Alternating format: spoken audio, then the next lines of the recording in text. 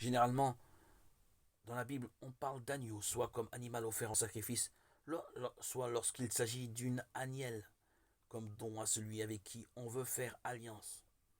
Par ailleurs, l'agneau est réputé pour sa docilité. Jérémie se compare à un agneau docile mené à la boucherie. Jérémie 11, 19.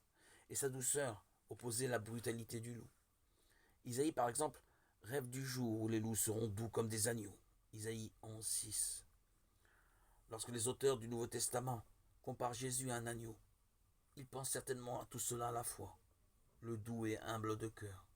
Comme il se définissait lui-même, méritait mieux que quiconque le rapprochement. D'autant plus que dans la tradition juive, on aimait comparer Moïse à un faible agneau, vainqueur, grâce à Dieu du puissant Pharaon. Jésus n'est-il pas celui qui nous ouvre les portes de la véritable liberté?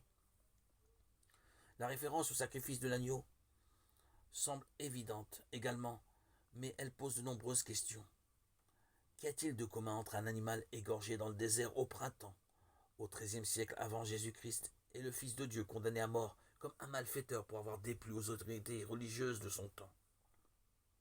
Le jour même du vendredi, personne à Jérusalem n'aurait eu l'idée d'envisager la crucifixion de Jésus comme un sacrifice agréable à Dieu, car on savait fort bien et depuis très longtemps en Israël que Dieu refuse absolument tout sacrifice humain.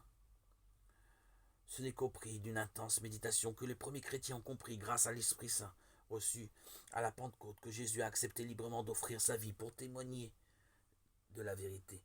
Comme il l'a dit à Pilate, c'est pourquoi on peut lui appliquer cette phrase du psaume 39. Tu ne voulais ni offrande ni sacrifice.